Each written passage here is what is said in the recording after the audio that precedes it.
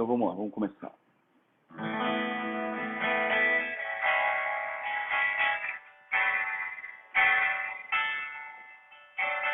Grande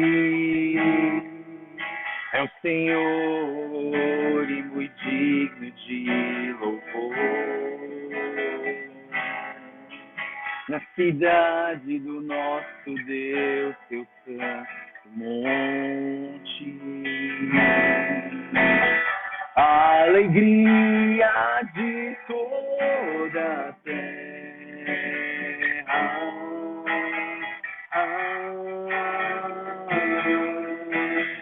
Grande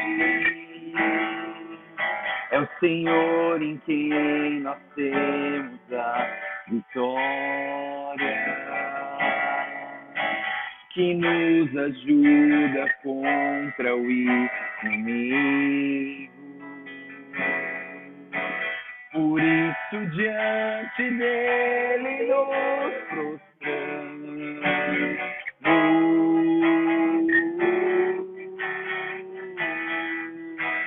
Queremos o teu nome engrandecer e agradecer-te por tua obra em nossas vidas. Confiamos em teu infinito amor,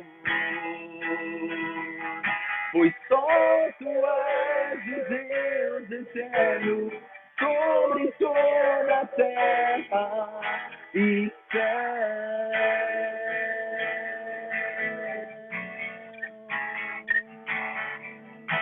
Queremos o teu nome engrandecer e agradecer-te por tua obra em nossas vidas.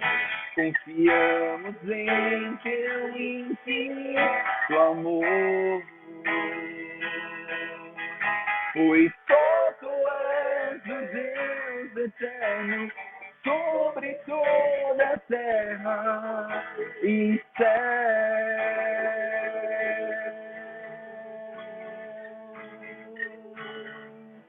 Confiamos em teu infinito amor,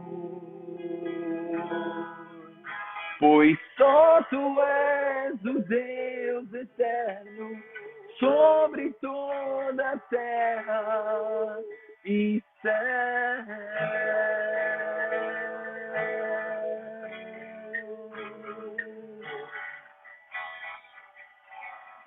Senhor Deus, nós te agradecemos, Pai, mais uma manhã que nós podemos entrar e mergulhar na tua palavra. Pedimos, Deus, que a tua palavra seja o nosso prumo, que nos orienta, Pai, que nos faz crescer na direção certa, da maneira certa, Pai. Que a tua palavra seja a rocha eterna onde fincamos os nossos fundamentos da vida. Abençoa, Deus, as nossas vidas, fala no nosso coração. Guia, Senhor, cada um de nós com a tua mão. Toca, Senhor, em nossos corações. Ministra, Deus, com teu Espírito Santo em nossas vidas. Que a tua palavra seja como uma espada afiada de 2 gumes que penetra em nós, que separa o que é carne do que é espírito, o que é certo do que é errado, que nos dá a direção certa, Senhor, para pensarmos da maneira certa, para agirmos da maneira certa, para falarmos as palavras certas. Molda, Senhor, as nossas vidas com teu Espírito Santo e com a tua palavra. É o que nós te pedimos, é o que nós oramos, em nome do Senhor Jesus. Amém.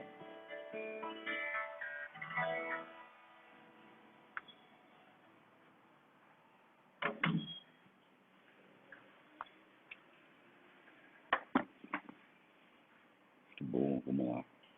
Então hoje a gente vai, como eu falei para vocês ali no WhatsApp, eu decidi a gente terminar o Miqueias hoje. Na verdade seria o começo de Miqueias hoje, o final do Miqueias amanhã E aí domingo ficaria o Naum no vácuo e talvez eu daria Naum com a introdução de Habacuque na segunda-feira.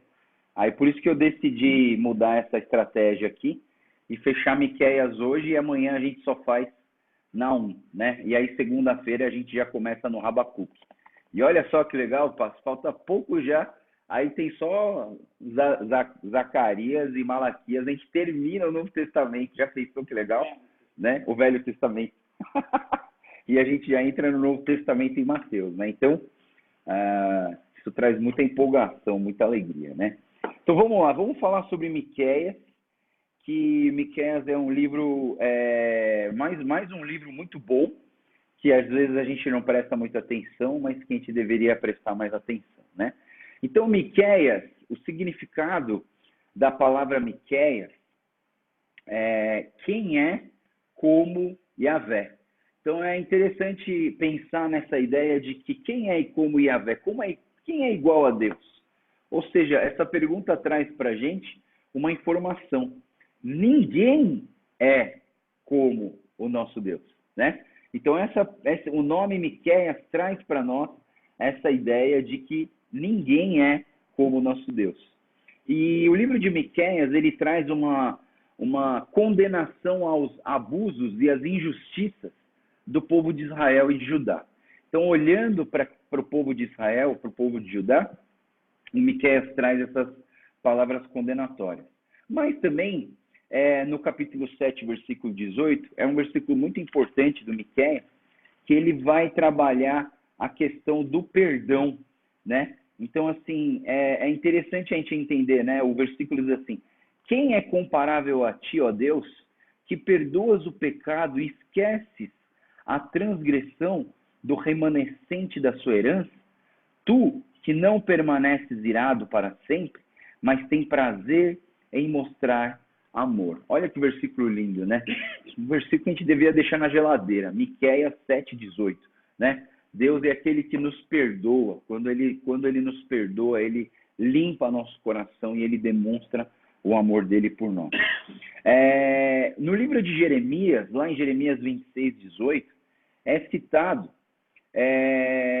que o Miqueias, ele é um grande profeta do tempo do rei Ezequias. Os comentários também falam para a gente não confundir Miqueias com Micaías. Os nomes são parecidos, mas são duas pessoas diferentes, tá? Então, Miqueias é diferente de Micaías, que aparece em alguns momentos ali em Crônicas, em Reis, mas não é o mesmo profeta desse que é o Miqueias, né? O Miqueias, assim como Amós, Miqueias era um homem muito simples, um homem do campo, tanto é que ele faz vários comentários baseados em pastoreio de rebanho, né? Então, assim, isso indica, na verdade, na leitura, de que Miqueias também era um pastor que cuidava de ovelhas, que cuidava do campo. Ele era simples, então ele era um homem do campo, simples e humilde.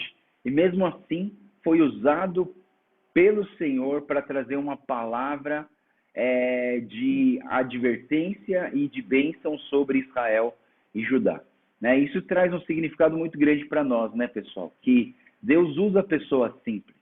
Você não precisa ser de uma linhagem, de uma família real, da linhagem de não sei o quê. Não, você não precisa ser filho dos pastores, né?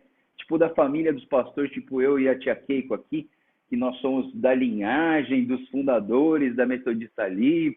Não precisa, você não precisa ser de linhagem nenhuma para Deus te usar. O que você precisa é ter um coração sedento do Senhor, colocar o seu coração no altar de Deus, Deus vai te usar, né? Então, assim, é importante a gente quebrar um pouquinho não, porque eu não sou, né, neto de não sei quem, filho de não sei quem, bisneto de não sei quem.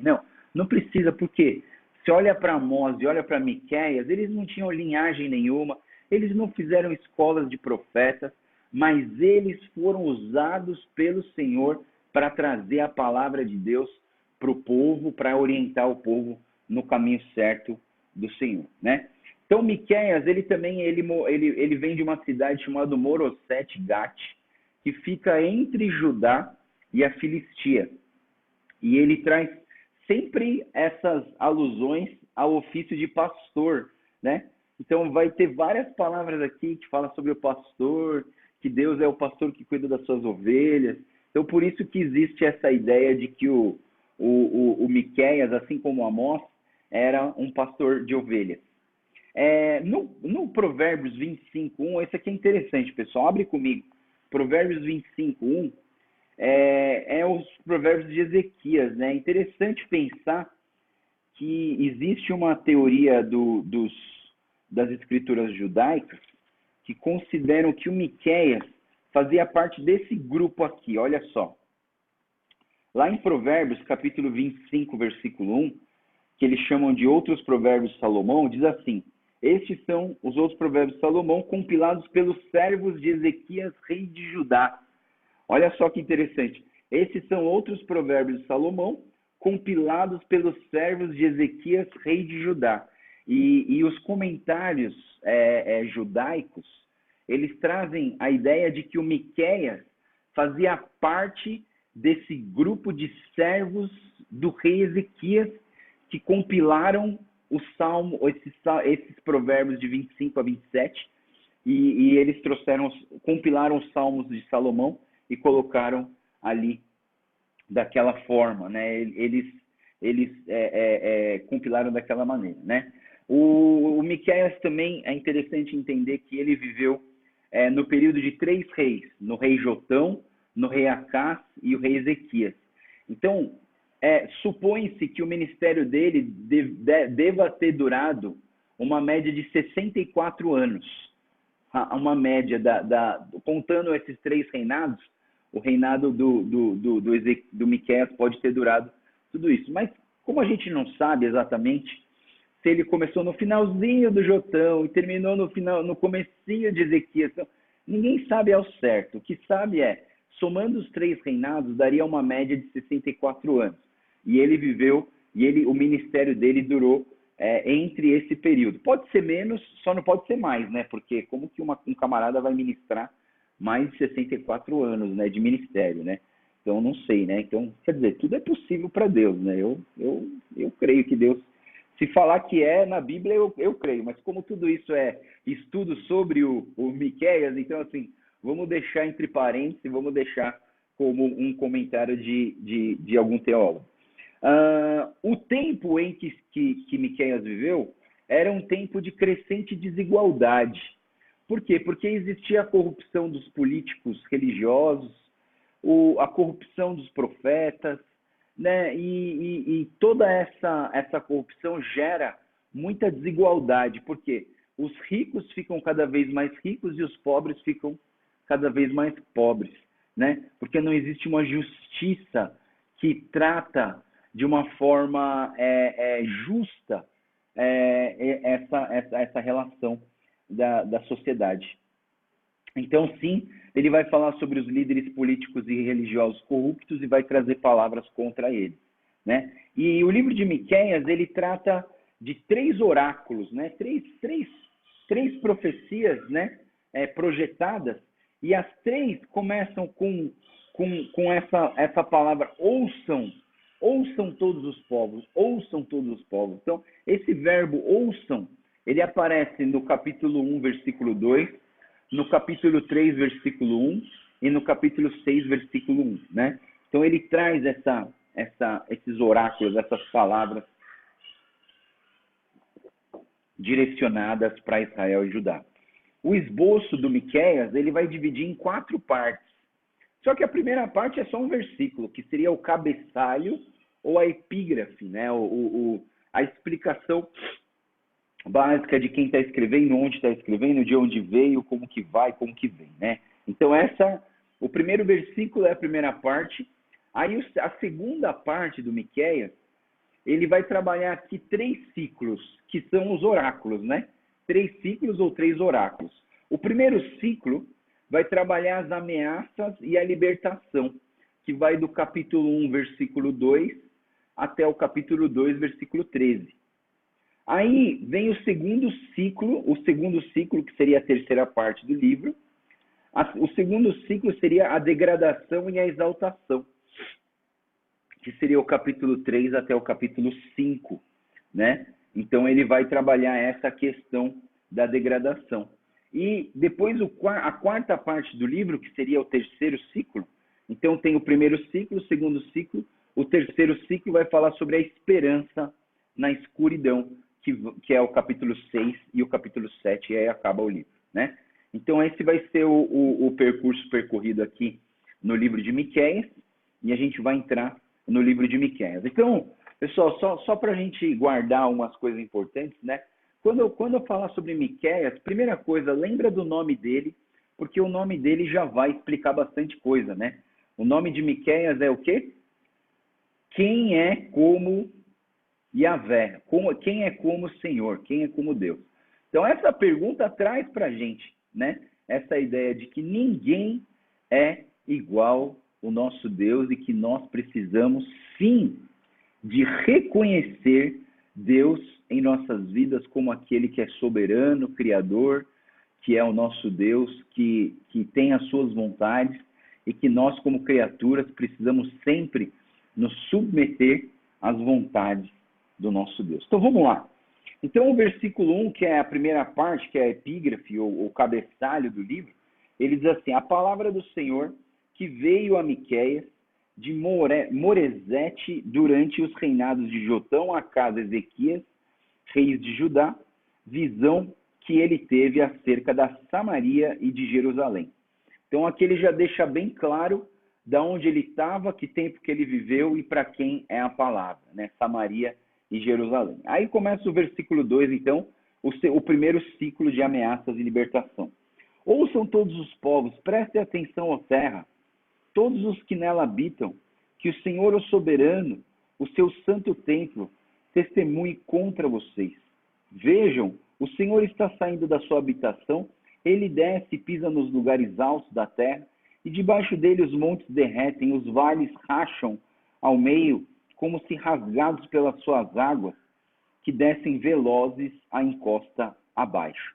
Então, até aqui a gente está vendo uma transformação até geológica, né? Deus está descendo, saindo do seu lugar e descendo à terra, porque ele se preocupa com o que está acontecendo aqui, né? Então, está trazendo até uma mudança geológica aqui dentro da cidade. Versículo 5 até o 7 vai falar assim: tudo por causa da transgressão de Judá, dos pecados da nação de Israel.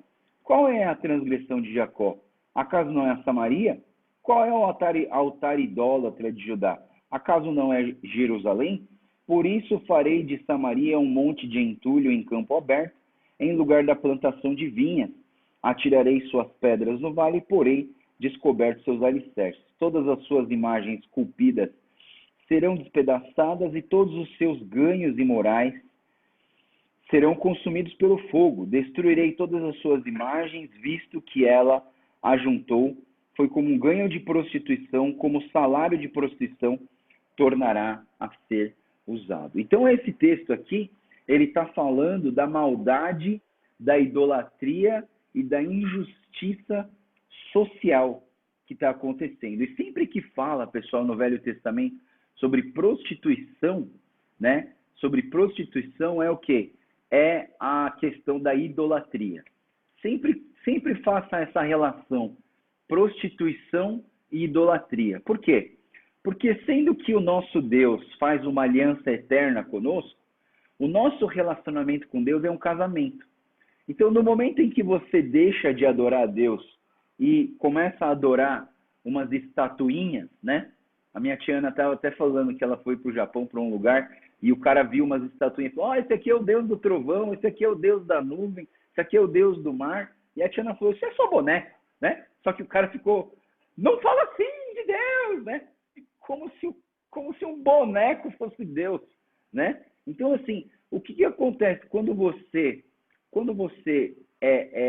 deixa de reconhecer Deus como Deus e começa a adorar uma outra coisa? Isso é o que o Velho Testamento chama de prostituição. Por quê? Porque você está quebrando a aliança que você tinha no seu casamento com Deus para casar com uma outra pessoa. Isso está errado. Isso está errado, né? Isso está completamente errado. Então, aos olhos de Deus, a prostituição ou o adultério, ele se retrata nessa questão de que se você achar um outro Deus na sua vida, você vai estar em adultério contra o nosso Deus. Porque você fez uma aliança com ele. Se você fez uma aliança com ele, não é para fazer aliança com outra pessoa. Você não fica com 2 anel de casamento, não é verdade? Ah, esse aqui é porque eu casei com tal pessoa, esse aqui é porque eu casei com aquela outra pessoa, esse aqui é porque eu casei... Não, ninguém fica com um monte de anel. A aliança é com uma pessoa só, né? E assim, mais uma vez, né, vamos mostrar aqui nosso repúdio contra a poligamia, né? Aqui a Bíblia, ela defende e sempre aprovou a monogamia e não a poligamia, né? Porque se o cara é polígamo, ele vai, tudo bem, né? Posso ter um monte de esposa, ou uma mulher pode ter um monte de marido. Mas não, nós defendemos a poligamia. Só que eu vou fazer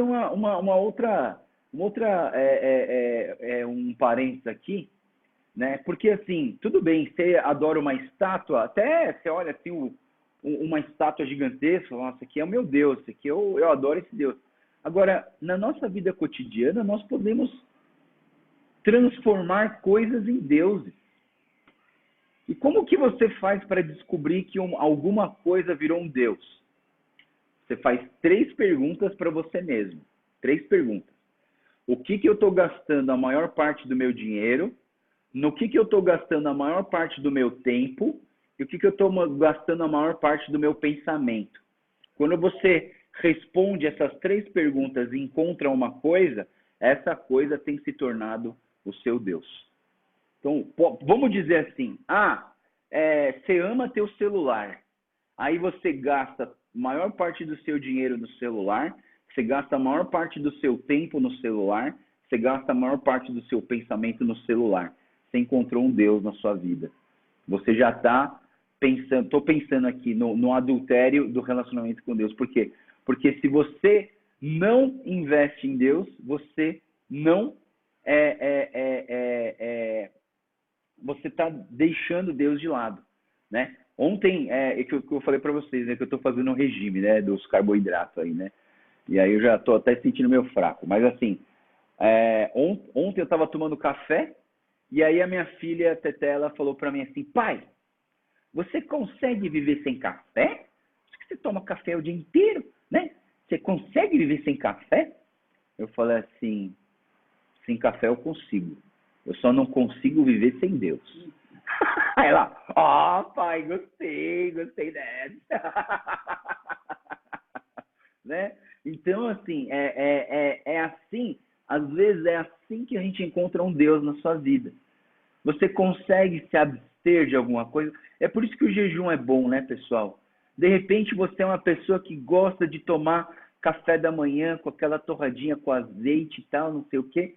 Mas de repente você fala assim, não, eu vou parar, porque eu vou buscar Deus, eu vou orar por uma pessoa, né? Então, assim, o que acontece?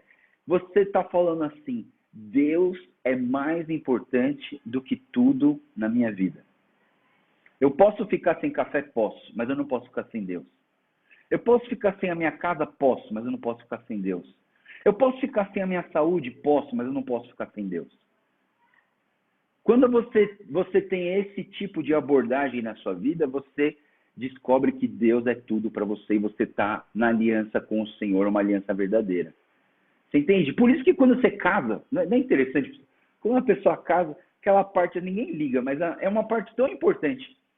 Na alegria e na tristeza, na saúde e na doença, na fartura e na miséria, sei lá. O pastor vai falando essas coisas, né? E aí a pessoa fala sim, nem sabe o que está falando. Mas na verdade o que ele está falando é o seguinte, eu estou falando sim para minha aliança com essa pessoa. Essa pessoa vai ser mais importante para mim do que a riqueza ou do que a miséria. Vai ser mais importante para mim do que a saúde ou do que a doença. Você entende? Esse é o tipo de aliança que Deus quer com a gente. Mas às vezes a gente fala com as nossas bocas, mas no nosso coração a gente está longe de Deus, porque a gente ainda não está fazendo aquilo que a gente deveria estar fazendo, né? Então, eu quero trazer para vocês essa ideia, né, de que quando fala de prostituição, quando fala da idolatria, ela sempre vai falar desse desvio do nosso relacionamento de entrega total a Deus, diária nas nossas vidas, que é a nossa adoração, né? Ontem, na Inc da Inc das Clássicas, a gente estava falando sobre isso na devocional com a Helena Yamashiro, né? Ela deixou bem claro, adoração é entrega total, é renúncia, é submissão ao Senhor Jesus, né? Então, quando a Bíblia fala assim, as mulheres precisam ser submissas aos seus próprios maridos, a gente tem que trazer isso para a igreja. Nós, como cristãos, temos que ser submissos ao nosso Deus. E se você não consegue ser submisso nem a alguém que você vê, como que você vai ser submisso a alguém que você não vê? Não é verdade? Se você não consegue amar alguém que você vê, como que você vai amar alguém que você não vê? Então a Bíblia traz todas essas coisas para a gente pensar nas nossas vidas. Vamos lá. Do versículo 8 até o versículo 16, ele vai falar sobre o juízo de Judá. Então ele fala assim do lamento do profeta. Por causa disso chorarei e lamentarei, andarei descalço e nu, uivarei como um chacal e gemerei como um filhote de coruja, pois a ferida de Samaria é incurável e chegou a Judá.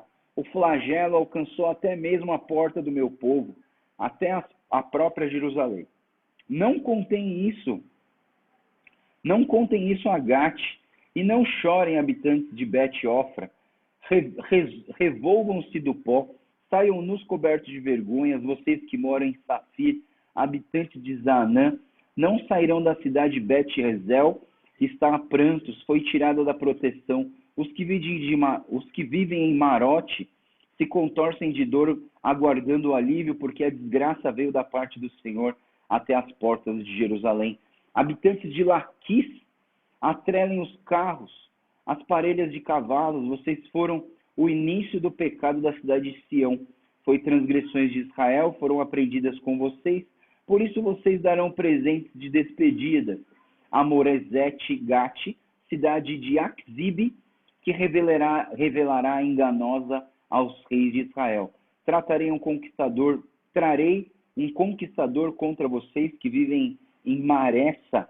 Glória a Israel irá a Adulão. Raspem a cabeça em pranto por causa dos filhos dos quais vocês tanto se alegram. Fiquem calvos como a águia, pois eles serão tirados de vocês e levados para o exílio. Então, quando esse texto, a palavra de Deus fala desse texto, ele faz um jogo de palavras com 11 cidades. Você viu que aqui algumas cidades foram citadas, né? 11 cidades, se você for contar, você vai ver 11 cidades.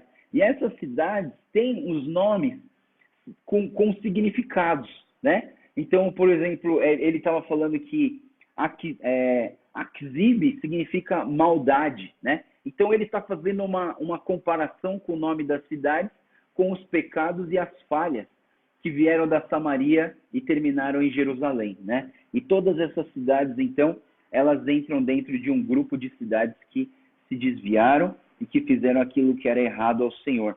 E por isso, do versículo 16, ele traz essa ideia de quão importante é o arrependimento. Ele fala assim, raspem a cabeça em pranto por causa dos filhos, nos quais vocês tanto se alegram, e fiquem calvos como a águia, pois eles serão tirados de vocês e levados para o exílio. Então o profeta está fazendo um clamor para que nós possamos dar a devida importância para o arrependimento, né? É importante nós nos arrependermos dos nossos pecados. Mais uma vez, né, eu falei para vocês no estudo de ontem, a soberba leva a gente a ficar cego quanto à direção de Deus nas nossas vidas, né? Então, nós precisamos, eu acho que constantemente, nós precisamos nos colocar como pessoas que necessitam arrepender-se dos seus pecados, né? O problema, eu trago um problema para vocês. O problema é que a gente se acha justo demais. A gente se acha bonzinho demais. Por quê? Porque a gente sempre compara para baixo. Quando você compara para baixo, você não vai encontrar pecado em você, pessoal. Quando você se compara com o traficante de drogas, com as prostitutas na rua, com os políticos corruptos, com os ladrões, com os estupradores. Quando você se compara para baixo, você vai sempre achar que você é bonzinho demais e que você não precisa de arrependimento. Meu conselho é, se compara para cima. Se compara com um Deus justo, santo, amável, com amor incondicional. Se compara com um Deus que não peca, que não erra, que não tem pensamentos impuros, que não trata mal as pessoas, que não fala com arrogância, que não pensa de forma egoísta. E aí quando você se compara para cima, aí eu digo para vocês, você vai sempre ter alguma coisa para se arrepender. Não é verdade? Porque a gente acha que a gente é muito justo porque a gente sempre se compara para baixo. Quando você se compara para baixo, você fala assim, pô, mas eu sou uma pessoa disciplinada, né?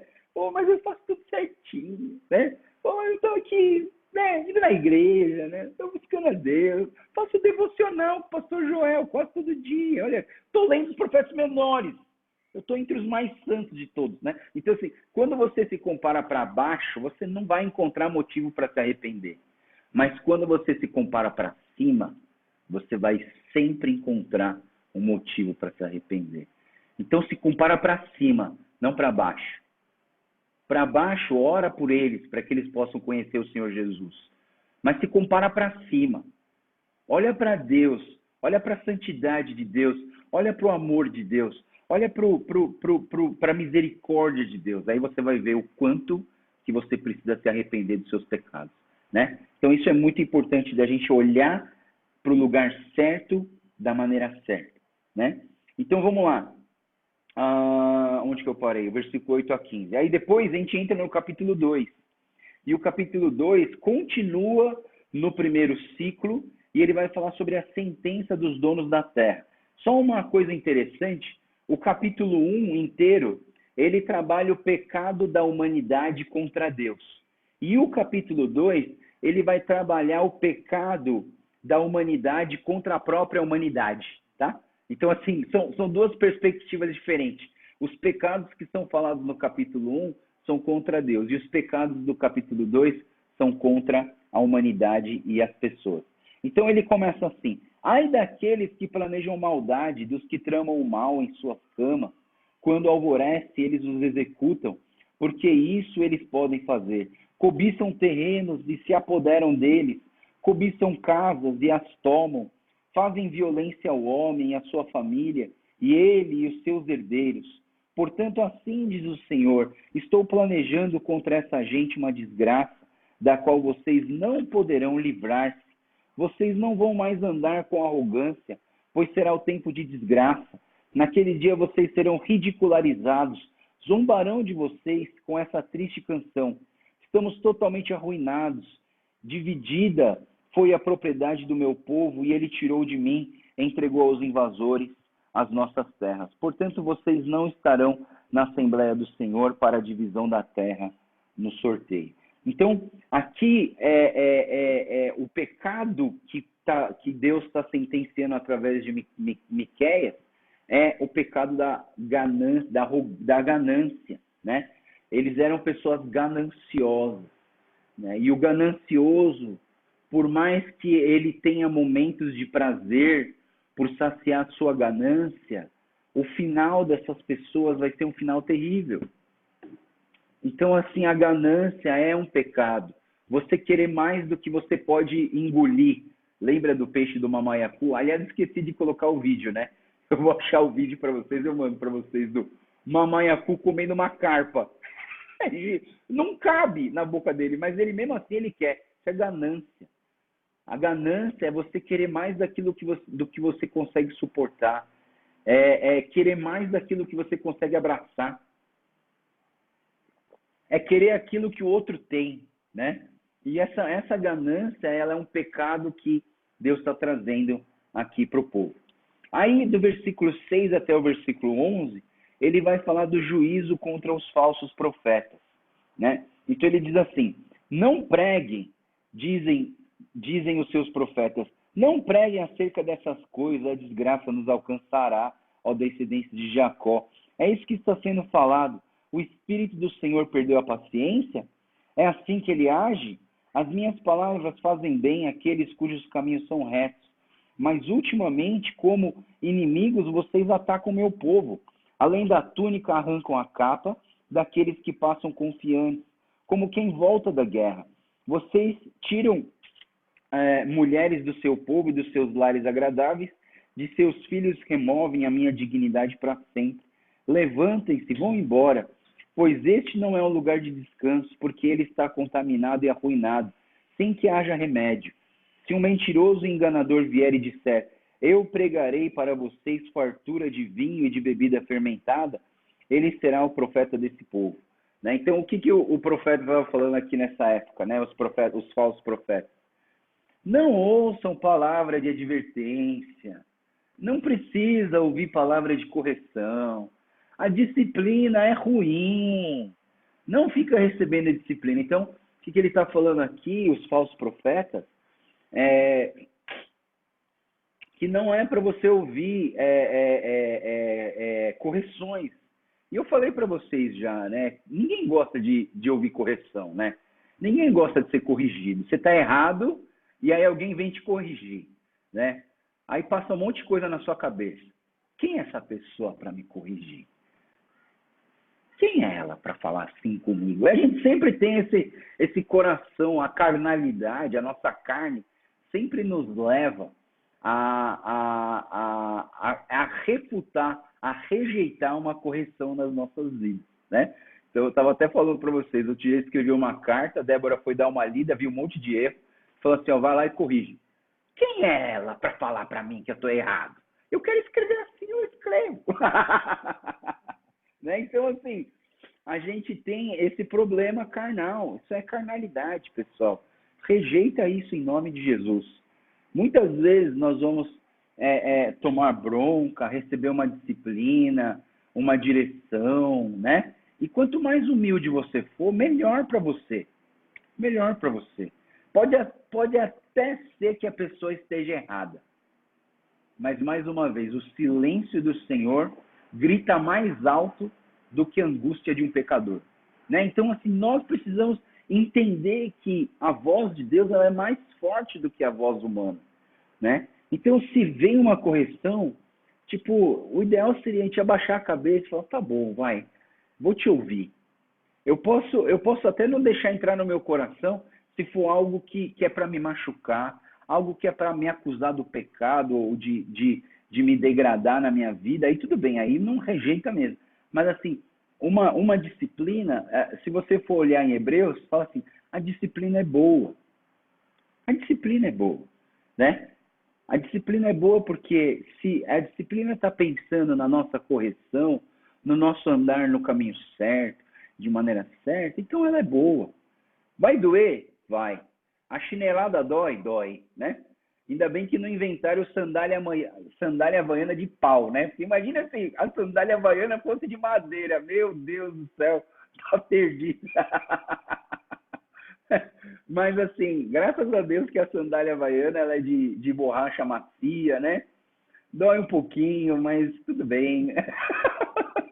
Então, assim, nós precisamos aprender que não ouvir só aquilo que agrada, né? Tem gente que muda de igreja por causa disso, sabe? Ah, naquela igreja só tem gente me dando bronca. Eu quero ir na outra igreja porque lá todo mundo só me passa a mão na minha cabeça. Não, pessoal. Você pode estar indo para um lugar errado. E eu já fiz isso na minha vida, pessoal. Eu já tive essa experiência, né? Você vai para uma igreja, na minha igreja só tomo bronca. Lá todo mundo é contra mim, né? Mas não, aí você resolve ir para uma igreja boazinha, todo mundo gosta de você, todo mundo te abraça. Só que você não vai ser corrigido. Porque às vezes, na nossa carne, a gente quer só ouvir coisa boa, né? Mas não, às vezes a gente precisa ouvir uma bronquinha também, tá, pessoal? Então, se de vez em quando aparecer uma bronquinha na sua vida, aceita, fica tranquilo, vai dar tudo certo, tá bom? Vamos lá, então. Então, o versículo 12 a 13 do capítulo 2, ele fala sobre uma promessa de livramento, a restauração do remanescente. E ele diz assim, vou de fato ajuntar todos vocês, ó Jacó, Sim, vou reunir o remanescente de Israel. Eu os ajuntarei como ovelhas num aprisco, como um rebanho numa pastagem. Haverá ruído de grande multidão. Aquele que abre o caminho irá diante deles. Passarão pela porta e sairão. O rei deles, o Senhor, os guiará. Então, quando ele traz esses versículos, mais uma vez, né? Por isso que a gente acha que o Miqueias, ele era pastor que nem Amós. Porque ele sempre faz uma comparação em relação ao pastoreio. E quando ele fala o rei deles, o Senhor, em outra versão chama ele de o pastor, a gente está ouvindo aqui sobre o próprio Jesus Cristo, a vinda do Messias, né? E ele fala, eu os ajuntarei, eu reunirei o remanescente de Israel como ovelhas no aprisco. E não vai ser pouca gente não, porque está falando assim, haverá ruído de grande multidão.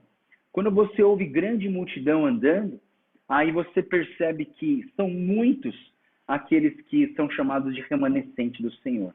A gente às vezes fala assim, o remanescente do Senhor. A gente pensa em umas 10, 20 pessoas, né? Não. São muitas pessoas que vão voltar. Claro que em comparação à população do mundo, é pouca gente, né? Mas nós precisamos entender que muitos serão resgatados em nome de Jesus. E aí o capítulo 3, então, começa o segundo ciclo, o segundo oráculo de Miqueias, né? E esse segundo ciclo vai falar sobre a repreensão aos líderes e aos profetas, ou a degradação e a exaltação. Então, do versículo 1 ao 4 diz assim, ouçam vocês que são chefes de Jacó, governantes da nação de Israel, vocês deveriam conhecer a justiça, mas odeiam o bem e amam o mal. Arrancam a pele do seu povo e a carne dos seus ossos. Aqueles que comem a carne do meu povo arrancam a sua pele e despedaçam seus ossos, cortam como se fossem carne na panela. Um dia clamarão ao Senhor, mas ele não lhes responderá. Naquele tempo ele escolherá deles o rosto, por causa do mal que eles lhe têm feito. Assim diz até o 4, né? Então eles estão falando o quê? Que na verdade esses líderes e os profetas, eles não estão cuidando das ovelhas. Eles estão fazendo o que se faz com o peru durante o ano. Cuida do peru, alimenta o peru, né? Faz carinho no peru, deixa o peru bem gordo e no Natal, crau. No Natal virou peru assado. Então, assim, não é para fazer isso, né? Deus está falando, cuida das suas ovelhas, dá a sua vida pelas suas ovelhas, né? Mas não, o intuito, né? O intuito dos líderes e profetas daqui, dessa condenação, é porque eles estavam cuidando para o benefício deles. Você entende? Eu vou orar pela sua prosperidade para você me dar dinheiro no final. Você entende? Na verdade, assim, é um cuidado egoísta, é um cuidado pensando no seu próprio bem, pensando na sua própria ganância, né? Então a gente não pode fazer isso, né? Até eu lembro que o meu pastor coreano, ele falava assim que é por causa desse texto aqui que ele não come carneiro, né? Não tem aqueles... Você vai na churrascaria, tem aquelas paletas de carneiro, né? Coisa boa demais, né? Aí quando eu ia na churrascaria, ele nunca comia essa carne. Eu falei, pô, pastor, por que você não come essa carne? A gente já orou, né? Ele falou, não como minhas ovelhas. Ah, fala sério, eu como. Então eu sempre ficava do lado dele, porque quando eu chegava no carneiro sempre sobrava mais para mim. Mas assim, acho que ele falou que na devocional dele, quando ele leu Miqueias, isso ficou tão forte para ele, mas tão forte, que ele não queria nunca abusar das suas ovelhas ou cuidar das suas ovelhas para benefício próprio, né? Mas pelo contrário, a gente precisa aprender o amor incondicional de Deus. A gente cuida das ovelhas porque Deus falou para a gente cuidar das ovelhas, porque nós amamos as ovelhas, né? A gente não faz isso por querer ganhar alguma coisa, por querer se beneficiar de alguma coisa, nem para ficar famoso, sabe? Às vezes eu penso assim, que tem pastor que gosta de ter um monte de gente na igreja só para falar assim, a minha igreja é a maior de todas, né? Então, assim, tipo assim, você está se beneficiando das suas ovelhas, você está cuidando dela, você está andando com as suas ovelhas, Você está se importando com a necessidade das suas ovelhas? Eu acho que isso é mais importante, né? A gente ter esse coração de querer cuidar e não só de se beneficiar com aquilo que a ovelha pode produzir. Aí ele faz uma denúncia, do versículo 5 ao 8, ele diz assim: assim diz o Senhor, os profetas que fazem o meu povo desviar, e que quando lhes dão o que mastigar, proclamam paz, mas proclamam guerra santa contra quem não lhes enche a boca, por tudo isso a noite virá sobre vocês. Noite sem visões, haverá trevas sem adivinhações, o sol se porá no dia e o dia se escurecerá para os profetas. Os videntes envergonhados e os adivinhos constrangidos, todos cobrirão o rosto porque não haverá resposta da parte de Deus. Mas quanto a mim, graças ao poder do Espírito do Senhor, estou cheio de força e justiça para declarar a Jacó a transgressão, a Israel o seu pecado. Olha que interessante. No meio de tantos profetas falsos, egoístas, gananciosos, existe um profeta que ouve a palavra do Senhor, porque ele fala assim: quanto a mim, graças ao poder do Espírito do Senhor. Pessoal, como é importante nós sermos revestidos do Espírito Santo do Senhor todos os dias. Eu não quero que vocês sejam igual todas as pessoas, não, eu quero que vocês sejam pessoas cheias do Espírito Santo do Senhor. Para quê? Porque ele fala assim, quando você está cheio do Espírito do Senhor, ele fala assim: estou cheio de força e de justiça para declarar o quê? Declarar a salvação, declarar as bênçãos para os irmãos, declarar a palavra do Senhor, declarar as riquezas celestiais que são derramadas naqueles que obedecem e seguem os seus caminhos. Então nós precisamos ter esse Espírito do Senhor transbordando nas nossas vidas o quanto antes, né? Porque nós precisamos desse Espírito. Aí do versículo 9 até o versículo 12, ele fala que Sião será devastada, né? Então o versículo 11 começa assim: 9. Ouçam isso, vocês que são chefes da descendência de Jacó, governantes da nação de Israel, que detestam a justiça, pervertem tudo que é justo e constroem Sião com derramamento de sangue e Jerusalém com impiedade.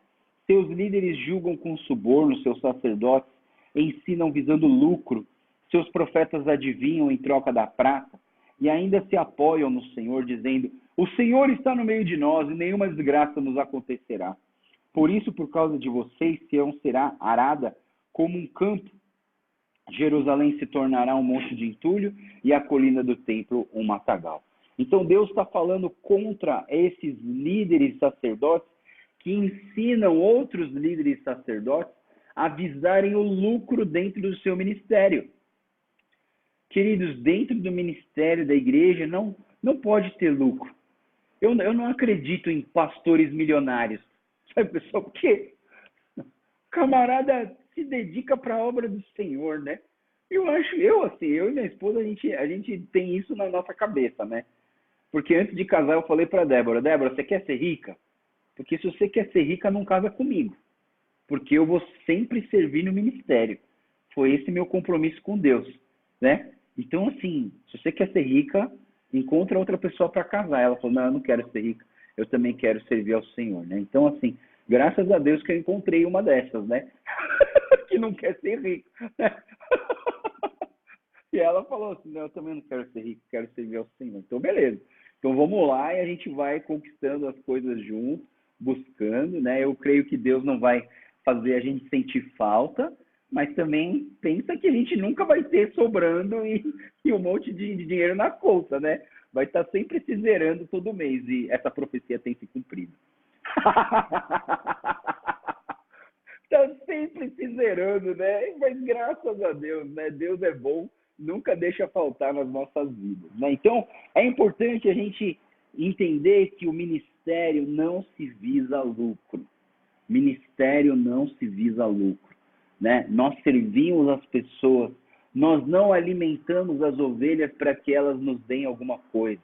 Nós alimentamos as ovelhas para que elas sejam ovelhas saudáveis, cuidadas, protegidas, pastoreadas, bem direcionadas, levadas onde os pastos são verdejantes, onde as águas são tranquilas.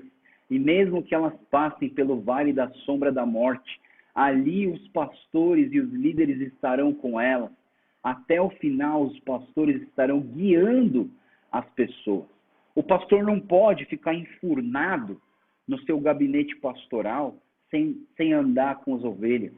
O pastor não pode aparecer só no domingo de manhã para pregar e desaparecer da vida dos seus membros. Ele tem que estar junto com as pessoas, cuidando das pessoas. Como que o pastor vai alimentar as pessoas? Né? Outro dia, acho que foi na que estava falando que o pastor Joel é o pastor gourmet, que está fazendo até vídeo de comida, né? Mas eu penso, sabe, que um pastor precisa saber o que a sua ovelha precisa comer. Não é verdade? Se eu ando com as minhas ovelhas, eu sei. Ah, não, agora minhas ovelhas estão precisando comer uma grama bem verdinha. Ah, não, agora minhas ovelhas estão precisando comer um pouco menos e fazer um pouco de ginástica. Ah, minhas ovelhas estão precisando comer um pouco mais de carboidrato, sei lá, você entende?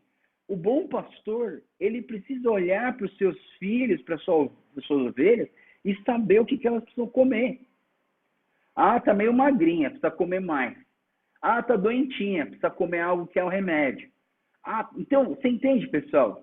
Que às vezes eu penso assim, que um bom pregador precisa ser um bom cozinheiro. Por quê? O bom cozinheiro que dá uma comida equilibrada, nutritiva, sei lá, para aquele momento onde as pessoas precisam comer, né? Então, quando eu preparo o meu sermão e a minha pregação, eu penso nisso. O que as minhas ovelhas, o que a minha igreja precisa ouvir? E aí eu preparo a minha pregação pensando nas ovelhas. Eu aprendi com o pastor do meu pai, lá da Batista da Penha. Para mim, ele é um dos melhores pregadores que eu já vi na minha vida. É um dos melhores pregadores. E graças a Deus que eu caí na graça dele, porque ele me ama demais. Ele veio pregar uma vez na nossa igreja, no Dia dos Pais. Ele chama Pastor Hélio Schwartz. Ele veio uma vez, faz uns 2, 3 anos, acho que ele veio na nossa igreja. E uma vez, ele foi fazer consulta no meu pai, e aí meu pai sempre me avisa, o pastor Hélio está aqui no consultório, eu subo para conversar com ele. Aí eu fui lá no consultório, sentei na sala de espera com o pastor Hélio, e falei, pastor Hélio, como que você consegue fazer pregações tão boas? Ele falou assim, Joel, pelo menos 30% da minha pregação é construída através das minhas visitações para os membros da minha igreja. Por quê? Porque se você sabe o que as suas ovelhas estão passando, qual é a necessidade das suas ovelhas, você vai incluir na sua pregação aquilo que as suas ovelhas precisam se alimentar. Não é verdade? Puxa, essa foi uma das maiores, melhores conselhos que eu já recebi sobre pregação na prática.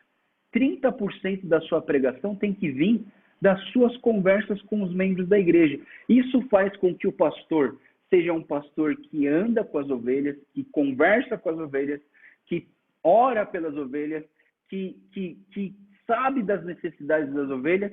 E aí, quando você prega, você constrói um prato de alimento para o domingo de manhã que vai alimentar e vai nutrir espiritualmente as ovelhas do seu rebanho.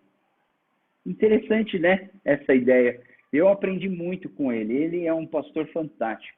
Sempre que eu ia lá na sala dele, ele falava, vem aqui. Aí eu entrava na biblioteca dele, ele começava, esse aqui é bom para você, esse aqui é bom para você. Ele me dava sempre uns 500, 600 reais de livros. Toda vez que eu visitava ele, e não era eu que ia visitar ele, e falava, Joel está no Brasil, em São Paulo, né? Porque eu sempre vinha do Amazonas, ele me chamava. Quando o Joel estiver em São Paulo, fala para ele vir aqui me visitar. Aí eu ia visitar, ele me dava um monte de livro. Minha mala era sempre pesada, porque ele sempre me dava um monte de livro para eu estudar sobre teologia e sobre o pastoreio, né? Vamos lá, vamos continuar aqui do versículo 4. Entramos agora no capítulo 4, tá, pessoal? E o capítulo 4, ele vai falar sobre que a Sião, que o Monte Sião será restaurado. Aqui na NVI fala a montanha do Senhor. Vamos ler do versículo 1 a 8, que diz assim, o monte do templo do Senhor será estabelecido como principal entre os montes, e se elevará acima das colinas, e os povos a ele acorrerão. Muitas nações virão dizendo: venham, subamos ao monte do Senhor, ao templo do Senhor Deus de Jacó. Ele nos ensinará os seus caminhos, para que andemos nas suas veredas. Pois a lei virá de Sião, a palavra do Senhor de Jerusalém. Ele julgará entre muitos povos e resolverá contenda entre nações poderosas distantes. Das suas espadas farão arados, das suas lanças foices. Nenhuma nação erguerá a espada contra outra, e não aprenderão mais a guerra. Todo homem poderá sentar-se debaixo da sua videira, debaixo da sua figueira, e ninguém o incomodará, pois assim falou o Senhor dos Exércitos. Pois todas as nações andam, cada uma em um nome dos seus deuses, mas nós andaremos em nome do Senhor, o nosso Deus, para todo o sempre. Né? Então, essa palavra está trazendo para nós a ideia de que está havendo uma restauração no lugar de adoração de Deus. Né? Venham, subamos ao monte do Senhor, ao templo do Senhor, Deus de Jacó. Ele nos ensinará os caminhos para que andemos em suas veredas. Então, esse tempo de restauração ele é muito importante. Né? Eu creio que sempre que eu vejo pessoas se apaixonando pela palavra de Deus, eu vejo um tempo de restauração, um tempo de avivamento, um tempo de busca pelos caminhos do Senhor, e Deus nos ensinando a caminhar nas suas trilhas, nas suas veredas. Então, é muito importante. E ele fala, todas as nações andam, cada uma com os seus deuses, mas nós andaremos em nome do Senhor, o nosso Deus, para todos sempre. Amém? Nós andaremos com o nosso Senhor para todos sempre. O versículo 6 diz: naquele dia ajuntarei os que tropeçam e reunirei os dispersos, aqueles a quem afligi, farei dos que tropeçam o remanescente dos dispersos, uma nação forte. O Senhor reinará sobre eles no Monte Sião, daquele dia em diante para sempre. Quanto a você, ó torre do rebanho, ó fortaleza da cidade de Sião, o antigo domínio lhe será restaurado, a realeza voltará para a cidade de Jerusalém. Então, tudo isso está falando que Sião será restaurada e será exaltada. Do versículo 9 ao 13, a gente vai ver aqui que o sofrimento presente, do sofrimento presente até a salvação futura, né? Ele confirma aqui, vamos ler aqui do versículo 9 ao 13. Agora, por que gritar tão alto? Você não tem rei? Seu conselheiro morreu, para que a dor lhe seja tão forte como uma mulher em trabalho de parto? Contorça-se em agonia ao povo da cidade de Sião, como uma mulher em trabalho de parto, porque agora terá de deixar os seus muros para habitar no campo aberto, e você irá para a Babilônia, e lá será libertada. Lá o Senhor resgatará da mão dos seus inimigos. Mas agora muitas nações estão reunidas contra você. Elas dizem que Sião será profanada e que isso aconteça diante dos nossos olhos, mas elas não conhecem o pensamento do Senhor, não compreendem o plano daquele que as ajunta como feixes da eira. Levante-se e debulhe a cidade de Sião, pois eu darei a você chifre de ferro e cascos de bronze para despedaçar muitas nações. Você consagrará ao Senhor, o soberano, toda a terra, os ganhos ilícitos e as riquezas delas. Então aqui ele está falando que Judá será levado para o cativeiro, mas a partir do versículo 10 ele fala que o Senhor as libertará e eles voltarão do cativeiro, né? E então assim é importante a gente entender que essa palavra está sendo uma palavra profética, é algo que está falando que vai acontecer no futuro, né? E é interessante, né, pessoal? Eu penso, né? A gente já leu toda a história, a gente tem toda a história relatada na Bíblia. Mas eu pergunto, se o povo de Israel e Judá se convertesse dos seus maus caminhos, e depois de todos esses alertas, eles se voltassem ao Senhor, pedissem perdão e voltassem a praticar a obediência ao Senhor, nada desse cativeiro aconteceria na vida deles. Mas não. Sabe, já viu o filho desobediente? Você fala para ele, não faz, ele faz. Não faz, ele faz. Não faz que você vai se dar mal, ele faz. Não faz, ele faz. Aí depois ele se dá mal, falou, bem que minha mãe falou. Agora não adianta mais, né? Agora não adianta mais, né? Então eu penso que a história do povo de Israel, ela é meio assim, sabe? Não é que eles se deram mal por falta de advertência. Eu creio que Deus alertou tantas vezes esse povo para voltar dos seus maus caminhos, mas eles não arredaram o pé, eles não desistiram de andar nos caminhos errados, pecaminosos, idólatras, maldade, corrupção, né? Então, eu acho que da nossa parte, pessoal, por mais que você não veja muito resultado em proclamar a salvação, em buscar as pessoas para elas conhecerem a Jesus, nós não podemos desistir. Não é verdade? Eu falo assim, você já chamou a pessoa para assistir o nosso culto 2 vezes. Ah, mas eu já chamei 2 vezes para ela vir no culto e ela não veio. Ah, então deixa para lá. Não, nós não podemos desistir. Sabe como eu sei que nós não podemos desistir? Porque tem 12 profetas menores falando a mesma coisa para o povo. E eles não desistiram. Você entende que eu falo para vocês?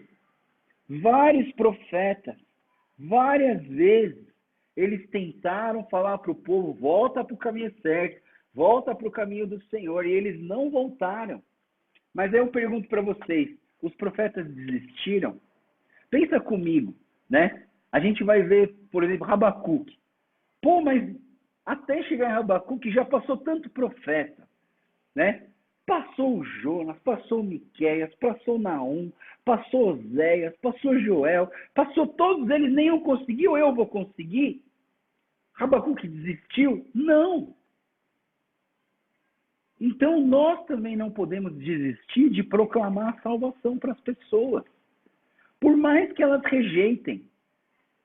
Você convida uma pessoa, vem assistir o culto é bom, o culto vai tocar no seu coração, a palavra vai tocar no seu coração. A pessoa ignora, né? A pessoa nem lê a tua mensagem. Ah, você é uma pessoa chata, que sempre me chama para ir na igreja. Continua, pessoal. Continua, porque de repente um dia essa pessoa vai lembrar que existe um lugar, né, que Deus vai falar com ela, né? Então não desista de proclamar a palavra do Senhor, porque Deus quer o melhor para nós. Aí começa o capítulo 5. E no capítulo 5 ele vai falar sobre o governante messiânico, vai falar sobre uma profecia messiânica sobre Jesus, né? E do versículo 1 ao 6, ele fala assim, reúna todas as tropas da cidade das tropas, pois há um cerco contra nós, o líder de Israel será ferido na face com uma vara. Mas tu, Belém Efrata, embora pequena entre os clãs de Judá, de ti virá para mim aquele que será o governante sobre Israel. Suas origens estão no passado distante, em tempos antigos. Por isso os israelitas serão abandonados, até aquela que está em trabalho de parto dê à luz. Então o restante dos irmãos do governante voltará para reunir-se aos israelitas. E ele estabelecerá e os pastorear na força do Senhor e na majestade do Senhor, o seu Deus. E eles viverão em segurança, pois a grandeza dele alcançará os confins da terra. Ele será a sua paz. Quando? Né? Então é interessante a gente ver aqui que está falando sobre a vinda de Jesus Cristo. Jesus é aquele que estabelecerá e os pastorear na força do Senhor. A vinda do Senhor Jesus Cristo vai trazer isso. Porque o Jesus, mesmo no Evangelho de João, ele declara, eu sou o bom pastor e o bom pastor dá a sua vida pelas ovelhas. Não é verdade? Então esse pastor que ele está falando aqui é o próprio Jesus Cristo vindo nas nossas vidas. Ele fala sobre a primeira vinda de Cristo aqui para nós. O versículo 5 e 6 vai falar sobre a Síria, que vai ser o instrumento do Senhor para castigar o povo. Ele diz assim, quando os assírios invadirem a nossa terra e marcharem sobre as nossas fortalezas, levantaremos contra eles 7 pastores, até 8 líderes escolhidos.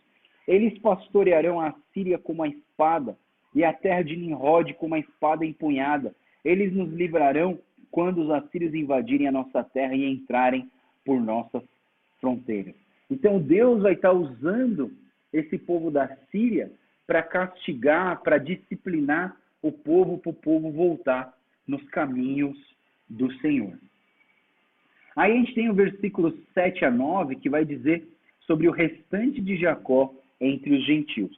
O remanescente de Jacó estará no meio de muitos povos, como orvalho da parte do Senhor, como aguaceiro sobre a relva.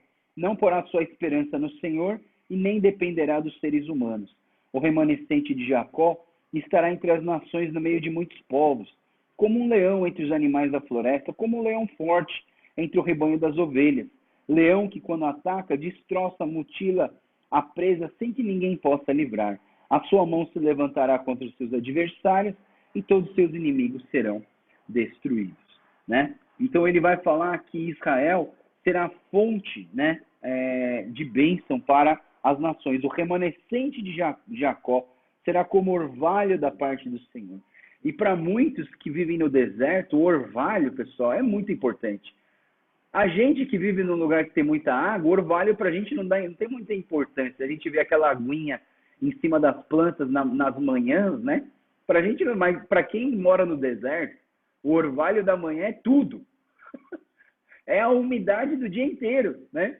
Então, assim, é importante ver assim, a bênção do Senhor. Aí, do versículo 10 ao 15, ele vai falar sobre que o Senhor julga o seu povo e as nações, tá? Eu vou acelerar um pouquinho, senão eu não vou conseguir terminar. E aí, o capítulo 6 começa, então, o terceiro ciclo. O terceiro ciclo fala da esperança na escuridão, e aqui na NVI ele fala de a acusação do Senhor contra Israel. Vamos ler do versículo 1 ao 8, que diz assim: Fique em pé, defenda a sua causa, que as colinas ouçam o que você tem para dizer. Ouçam, ó montes, a acusação do Senhor, escutem alicerces eternos da terra, pois o Senhor tem uma acusação contra o seu povo. Ele está entrando em juízo contra Israel. Meu povo, o que fiz contra você? Fui muito exigente? Responda-me. Eu o tirei do Egito, eu redimi na terra da escravidão, enviei Moisés, Arão e Miriam para conduzi-los. Meu povo, lembre-se do que o Balaque, rei de Moabe, pediu a Balaão, filho de Beor, e respondeu: recorde a viagem que você fez desde Sitim até Gigal e reconheça que os atos do Senhor são justos. Com que eu poderia compadecer diante do Senhor e curvar-me perante ser Deus exaltado? Deveria oferecer holocausto e bezerros de um ano? Ficaria o Senhor insatisfeito com milhares de carneiros e 10.000 ribeiros de azeite? Devo oferecer meu filho mais velho por causa da minha transgressão? O fruto do meu corpo por causa do pecado que eu cometi? Ele mostrou a você, ó homem, o que é bom, o que o Senhor exige. Pratique justiça, ame a fidelidade, ande humildemente com o seu Deus.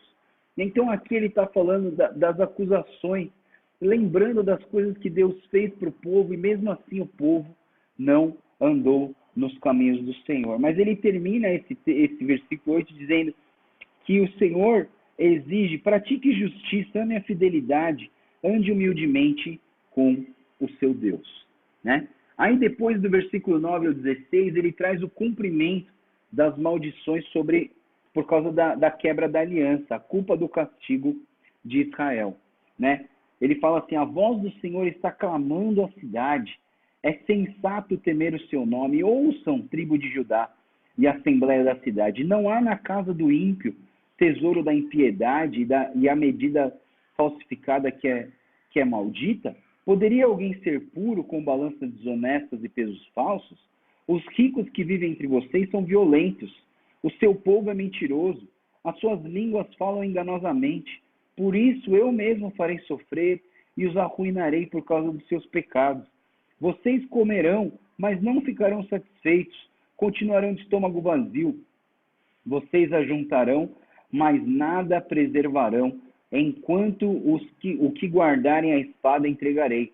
Vocês plantarão, mas não colherão. Espremerão azeitonas, mas não ungirão se ungirão com o azeite. Espremerão uvas, mas não beberão vinho. Vocês têm obedecido aos decretos de Onri e todas as suas práticas da família de Acabe, e têm seguido as tradições dele. Por isso entregarei à ruína o seu povo ao desprezo, e vocês sofrerão zombaria das nações. Então a gente vê aqui que Deus ele está cumprindo as maldições da aliança, a quebra da aliança. O rei Onri e o rei Acabe foram reis que fizeram coisas terríveis, trouxeram idolatria, desviaram o povo dos caminhos do Senhor. E isso para Deus é uma abominação, né? Aí a gente entra no capítulo 7, para terminar, né?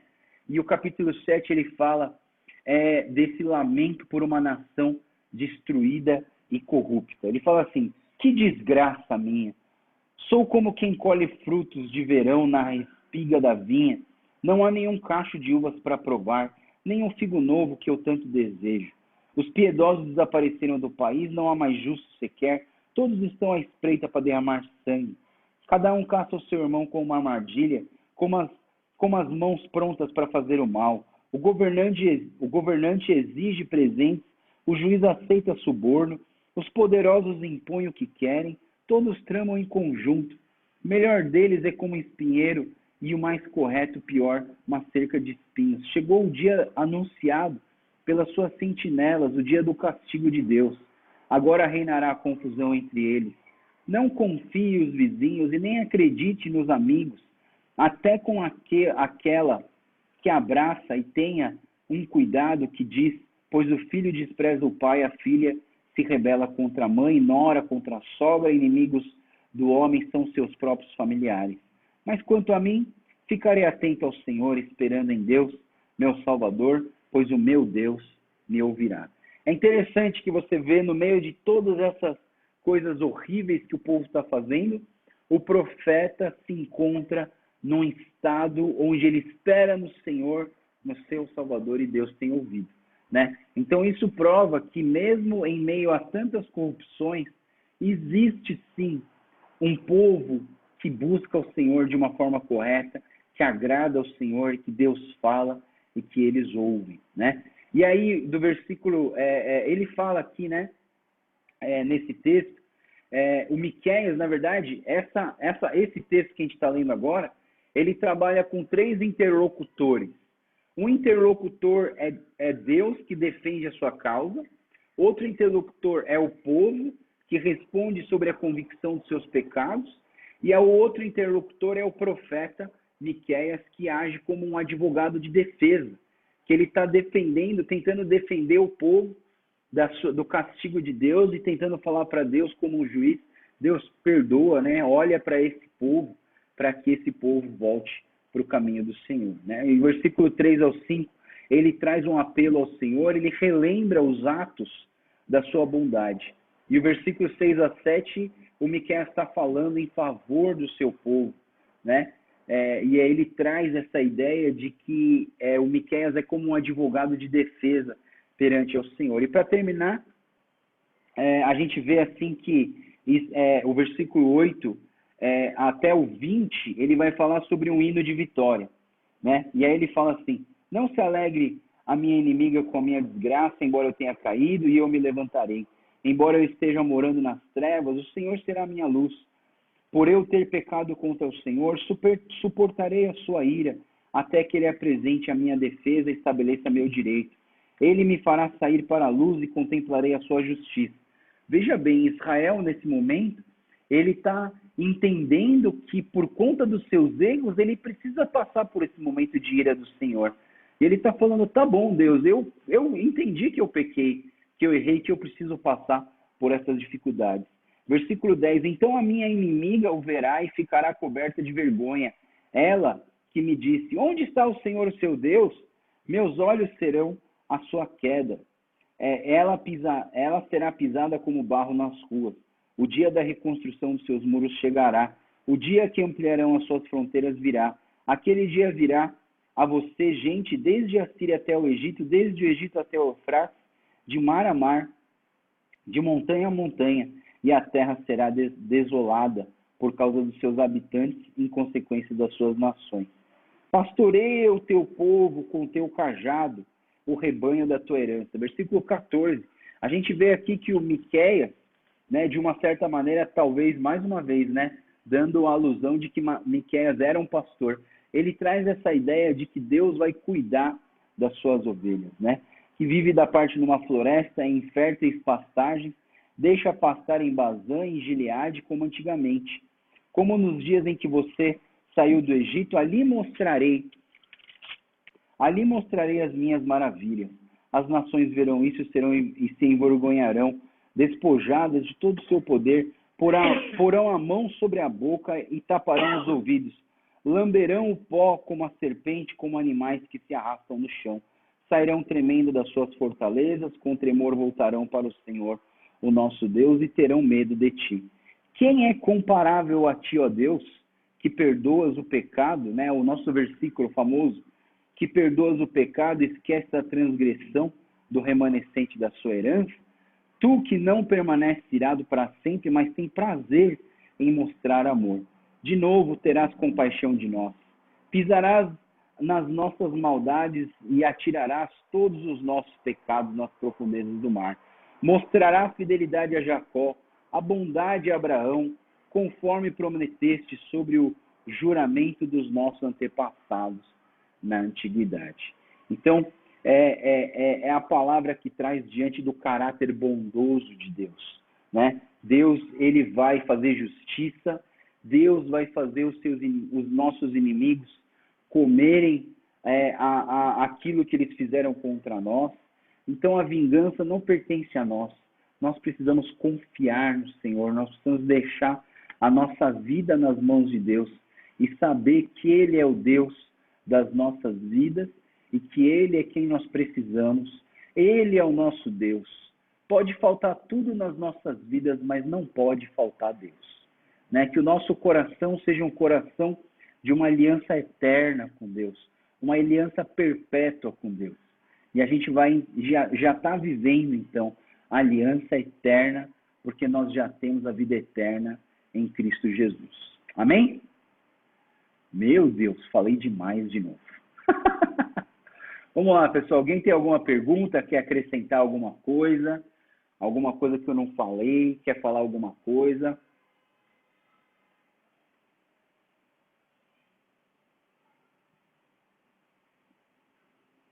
Não?